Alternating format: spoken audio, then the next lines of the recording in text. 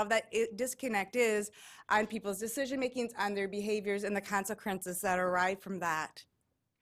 And so our goal in risk communication is to tie those two things closer together, to have people's perceptions of their risk and their feelings of risk to be more similar to the actual risk that they perceive. And so Ebola is a great example of where that disconnect is, but so is influenza.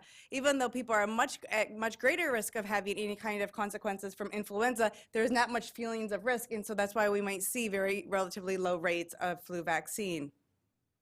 So what I want to talk to today is some of the details of how we can communicate this information, how the behavioral and decision sciences can use our methods and our theories to better communicate this information to try to bring together people's risk perceptions and their actual risk. So I want to start this by giving you an example. Well, I'm going to go back just for a second, sorry. One of the things that I think a lot of us do is we're really interested in when we confront a disease or we're trying to learn something, we want to learn as much information as possible. That's how we roll. And so then when we want to communicate information to the public, we think everybody is just like us, going back to the director versus the mom, and we try to communicate as much information as possible. But one of the consequences of that is that there's too many details and people don't know which details to really focus on. And so what I want to talk about in this slide is 3 examples of where instead of giving a great amount of information, just little small changes can affect people's risk perceptions and their willingness to be vaccinated.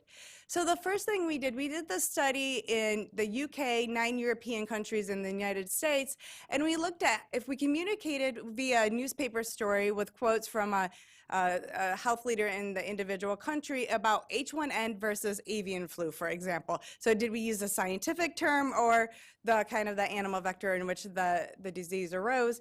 And what we found is that actually when we talked about and we used the word H1N1, people felt more at risk and they were more likely to want to be vaccinated to protect themselves from the disease. So literally a 2-word difference, it affected people's willingness to get or interest in getting vaccinated.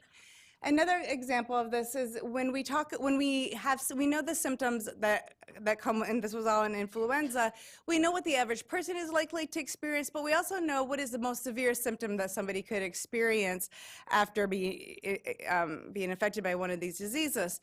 And so we wanted to look at what information was most important and most influential on people's risk perceptions and their vaccination behavior.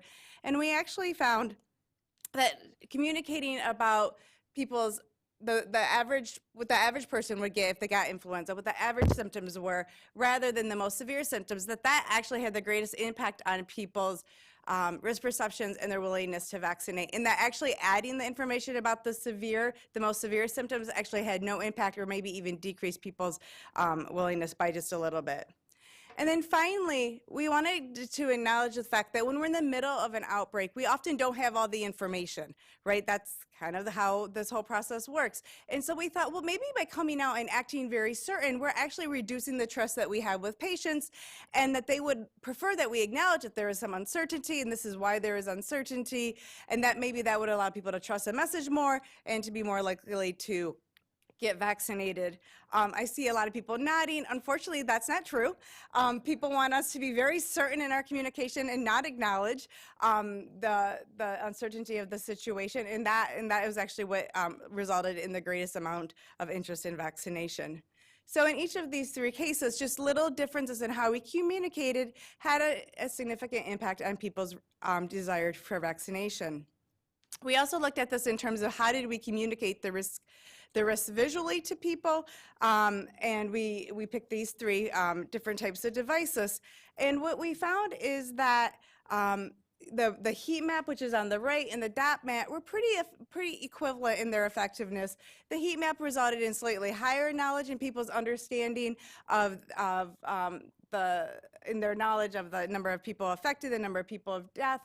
In terms of risk perception and vaccination behavior, there was no difference between the heat and the dot map. The picto trend line was not so good on anything, so you just forget about that one. But the other thing that we examined is what did people like more? And that might sound not that important, but what we found is people far prefer the heat map versus the dot map. And this is important for 2 reasons.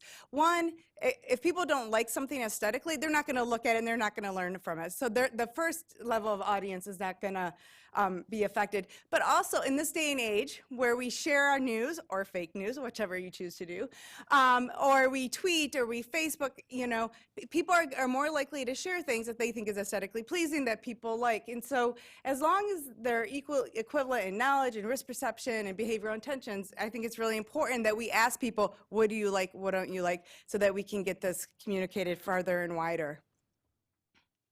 So the other thing I wanted to talk to you about is persuasion and how we can use what we know in persuasion in our communications. Now, don't worry, I'm not going to politics here. No, we could do that all day, right? Talk about the election. But one of the things that people have often done to try to convince people to vote is to discuss, oh, isn't it a tragedy so many people are not voting? In this case, almost half of America didn't vote. And to think that that will inspire people, oh, you know, it's really important. There's not enough people voting. It's important to vote. And in fact, the exact opposite happens, that when we tell people that a lot of people didn't vote, they say, oh, shoot, now I don't have to stand in line for 3 hours. I can just forget it because, you know, a lot of good people don't vote, and so I'm not a bad person if I don't vote. And you can see the connection with infectious disease and vaccination. If you say, oh, only 50% of people get vaccinated, with them and thinking that that will inspire people to think about herd immunity and like, oh, there's not going to be herd immunity, so I better go get vaccinated. What's really actually happening is that people say, great, I don't need to get a shot. I don't need to try to figure this out because most people don't get vaccinated. And so I think we have to be really careful about how we communicate that information. Now, I just really want to briefly touch on a couple different kind of risk communication tactics that we could use that have come from other areas.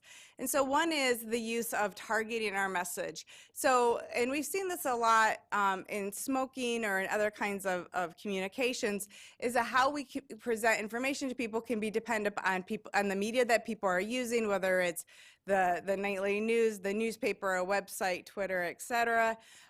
Via race or culture or ethnicity, targeting stuff to different populations and that, or men versus women or different ages. How we communicate is should differ based on the audience that we're trying to reach.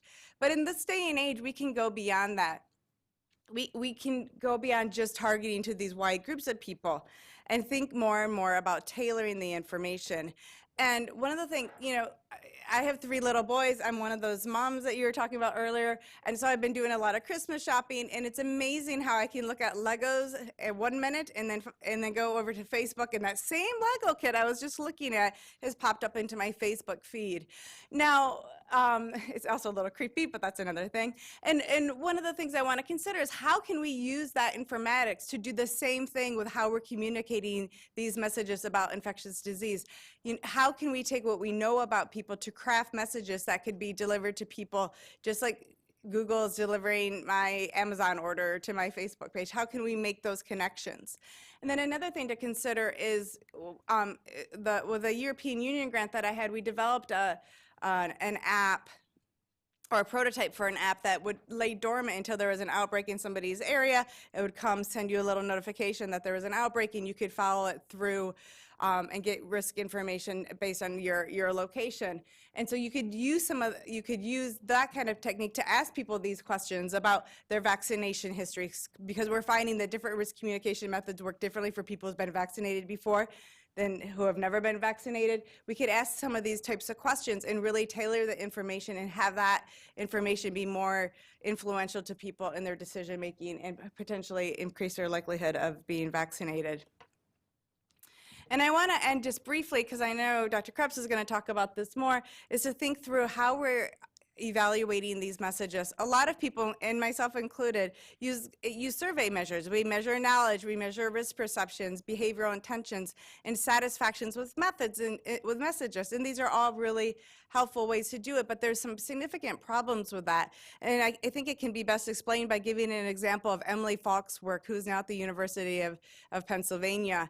And she did a research project looking at what type of public service announcements were most likely to get people to call a quit line to help with quitting smoking. And she looked at this in 2 different ways.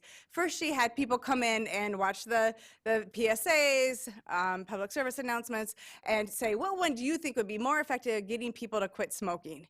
And then the other group, she also had them come in and watch the PSAs, but this time under an fMRI. And she examined what parts of the brain, lit up. I'm definitely not a neuroscientist here. And what were most effective in activating the brain regions that she had hypothesized would make a difference. And then she actually played these commercials on TV in California and evaluated what commercial was more likely to get a quit rate, or to have people call the quit line. And as you might guess from of my story, the surveys had no impact. People were not able to predict which one of these PSA messages was going to be more effective, but instead, the fMRI data predicted beautifully. And so that brings us to the importance of using maybe some more ecological measurements, not, whether it's fMRI, if that's appropriate, but other things such as physiological measurement. How long are people looking on those websites? Are they sharing it? Are they forwarding it? Eye tracking, et cetera. I think there's other ways that we should also be looking and evaluating these tools. So to bring it all back to the Ebola shop, I think, or I probably shouldn't call it the Ebola shop. Sorry, Ms. Yonkers, I didn't mean to do that. But going back to the shop that closed because of Ebola, the question is, could our risk communication been different? And what would have been the impact of that? How would that have affected people's everyday lives? I was on the playground talking to moms, and it was amazing how many people in Ann Arbor, Michigan were concerned that they were going to get Ebola. And these are a very well-educated population that I was chit-chatting with. And what can we do to better communicate this information so that there isn't such a disconnect between people's feelings of risk and their actual risk? Thank you.